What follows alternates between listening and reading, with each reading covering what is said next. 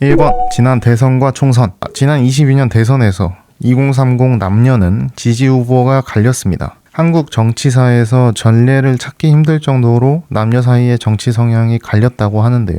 20대 남녀는 약 25%의 차이가, 30대 남녀는 약 15%의 차이가 났다고 합니다. 2대남 2대녀라는 말이 탄생할 정도였고, 40대 이상에서는 남녀 간의 투표 성향이 거의 차이가 없었다고 합니다. 저도 2030 남성이었고 지금도 2030 남성 중 한 명으로서 이 현상을 어떻게 바라보고 이해해야 하느냐, 그리고 어떻게 앞으로 나아가야 하느냐 한번 알아봤습니다. 근데 22년 대선에서 2년 뒤인 24년 총선에서 2030 남성의 보수 성향이 대폭 낮아집니다. 여기서 우리는 2030 남성들의 보수화는 고정적인 충성표가 아니라는 것을 알 수 있죠. 다시 말해서 2030 남성의 우경화는 사회적 맥락과 상황에 따라서 발생했다고 볼 수 있을 것 같습니다. 2번 우경화 이유. 일단 우리나라의 기본 전제는 성과주의, 능력주의죠.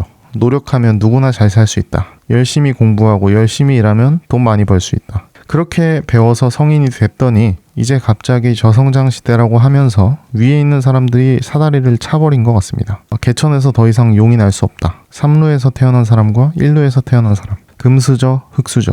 여기서 청년 세대의 좌절감과 분노, 박탈감이 생깁니다. 근데 그러면 사다리를 찬 기득권층으로 분노가 향해야 되죠. 그래서 진보적이고 개혁적인 세력에 투표를 해야 되는데 그 분노는 아래를 향합니다. 옆을 향하고요. 여성으로 향합니다. 사다리를 차버려서 그들은 저 위에 있기 때문에 기득권은 너무 멀고 일상에서 느껴지는 불공정에 눈이 가는 거죠. 옆에 있는 2030 여성들의 특혜에 눈이 갑니다. 군대는 우리가 가는데 여성 가산점을 준다고? 여성 창업지원금은 뭐야?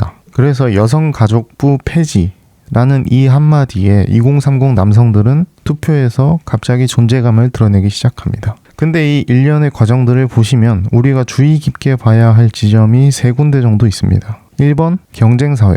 과연 성과주의는 옳은 것인가? 모두가 공정하게 시작했는가? 2번 남녀 갈등. 왜 남성들은 기득권보다 여성가족부를 혐오하는가? 왜 진보정부의 정책에 반감이 들었는가? 3번 파시즘. 누가 혐오를 부추겼고 그 결과는 무엇인가? 이 세 가지를 중점적으로 다시 한번 짚고 그러면 우리는 어떻게 해야 하는지 알아봤습니다. 3번 경쟁사회. 우선 우리나라 교육에 문제가 많다는 건 누구나 공감을 하실 겁니다. 자살률이 1등이고 출산율이 꼴등이고 청소년이 도저히 행복할 수가 없는 나라죠. 그저 경쟁을 하고 누구나 열심히 하면 성공할 수 있다. 이 말은 자세히 따져보면 대우 명제를 따져봅시다. 성공하지 못한 사람은 열심히 하지 않았다. 말이 이상해지죠. 근데 두 명제는 동치죠. 대우 명제이기 때문에. 그게 맞는 말처럼 보이시나요? 성공하지 못한 사람은 열심히 하지 않았다. 성공하지 못한 사람들은 다 게을렀을까요? 다시 말해서 이 성과주의와 경쟁사회는 학생들을 힘들게 하는 데에 멈추지 않고 성공하지 못한 사람들과 사회의 불평등들을 모두 다 정당화시켜버립니다. 이게 정말 무서운 점인데요. 쉬는 청년들은 게으른 거야. 육아휴직 썼으니까 팀장은 안 한다는 거지. 대학도 이상한 데 나왔던데 무슨 승진이야. 그러면서 성공하지 못한 우리 스스로가 괴롭히게 만듭니다. 자기 탓, 자기 혐오, 뭘 해도 안 되는 무기력. 그 상황에서 나는 이렇게 힘든데 왜 쟤는 특혜받지? 여성 혐오, 이민자 혐오, 공무원 혐오, 복지 혐오, 이런 경쟁사회, 성과주의의 문제를 파시즘이 집요하게 공략하게 됩니다. 4번 남녀 갈등. 지난 대선에서 2030의 보수화에는 여러 페미니즘 정책들이 분명 영향을 끼치긴 했습니다. 이 여성 전용 정책들은 쏟아지는데 병역은 남자들만 의무를 지고 특혜는 여성들에게만 돌아가는 것처럼 보였습니다. 실제는 어떤지 몰라도 실제로 여성들이 아이를 낳으면서 경력이 단절되고 고위직까지 올라가지 못하고 육아의 부담을 일방적으로 지고 이런 실질적인 문제들이 있는 것도 사실이지만 그럼에도 정책적인 설계가 세밀하지 못했던 것 같습니다. 경력 단절 여성을 지원하는 게 아니라 경력 단절 청년을 지원한다고 했으면 좀 거부감이 덜하지 않았을까요? 이 성별 기반 정책이 아니라 상황에 맞게 여성의 초점을 맞추는 게 아니라 육아 부담에 맞게 이런 경력 단절 직장인에게 골고루 지원이 갔다면 이런 거부감이 좀 덜 들지 않았을까 싶습니다. 이런 점은 앞으로도 진보 쪽에서도 신경을 쓰면 좋지 않을까 싶어요. 20대 초반에는 남자들이 분명 병역으로 손해를 봅니다. 근데 20대 후반부터 40대까지는 여성들이 출산으로 경력에서 손해를 보죠. 근데 그게 좀 크리티컬하기 때문에 여성 지원 정책들이 나오겠죠. 출산에 관해서는 여성들에게만 복지가 갈 수밖에 없죠. 동시에 병역을 이행한 남성들에게도 같이 혜택을 준다거나 아니면 육아로 경력이 단절됐을 때는 여성, 남성 모두를 부모님을 지원을 하는 거죠. 이렇게 성별이 아니라 좀 상황에 기반한 정책이 필요할 것 같습니다. 5번 파시즘. 근데 이런 남성들의 감정을 자극하고 여성 가족부에 대한 혐오를 조장하고 일으킨 건 분명히 정치권입니다. 이런 남성들의 분노를 교묘하게 이용해서 갈등을 조장하고 선거에 이용한 보수 쪽에 가장 큰 책임이 있죠. 선거에만 이용하고 실제로 바뀐 건 없으니까 2년 뒤 총선에서는 보수 지지율이 떨어진 겁니다. 이런 남성들의 분노를 귀담아 듣지 않고 정책에 반영하지 않은 진보 쪽에도 물론 조금 책임이 있겠죠.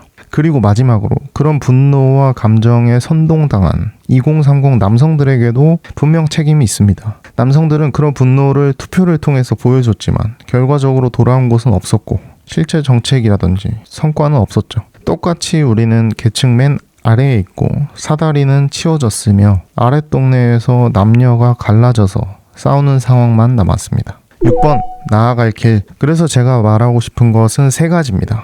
앞으로 우리가 어떻게 해야 하냐. 1번 경쟁주의, 성과주의에서 벗어나야 한다. 교육개혁도 필요할 것이고 거기에 앞서서 우리 마인드가 다양성을 인정하고 각자의 속도로 살아갈 수 있다는 그런 가치관을 가지는 것이 필요할 것 같습니다. 2번 성별 정책 반대. 성별이 아니라 조건, 상황 중심으로 정책이 나왔으면 좋겠습니다. 여성도 남성도 아닌 청년이 겪는 어려움을 기준으로 정책이 나왔으면 좋겠고 그런 정책에 호응을 해야겠죠. 3번 정치적 분별력. 나의 분노를 어떻게 정치적으로 풀 것인가. 정치인들이 지금 나의 분노를 어떻게 이용하고 있는가.